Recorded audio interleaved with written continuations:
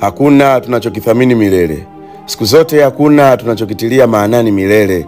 Kila baada ya kupata kitu fulani tulichokuwa tunakitaka, furaha zetu hushuka. Hakuna anayepewa kipaumbele daima, hakuna mwenye umuhimu nyakati zote. Wanadamu wakishakuzoea, utaendelea kuwa na thamani ile ile uliyokuwa nayo awali. Nani ajali sasa wakati ushazoeleka? Hatuwezi kukutilia maanani kila nyakati. Wahenga wana methali inasema pema ni pema, ila ukijapo pema si pema tena.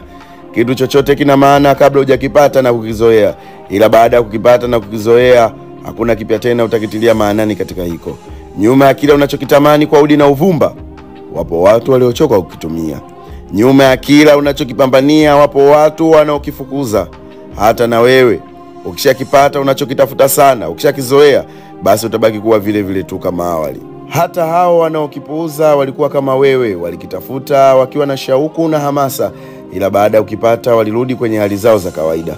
Logan yule aliandika kwenye kitabu chake cha How to Not Die Alone, akasema, nyuma ya kila mwanamke unayemtamani kuna mwanaume aliyechoka kumtumia. Hakuna tunachokiona cha muhimu milele. Kila tunapokizoea kitu huwa tunakiona cha kawaida. Hii hali wanasayansi wanaita hedonic treadmill theory. Kitabu Lightning Alijua, mwandishi Amani Dimile.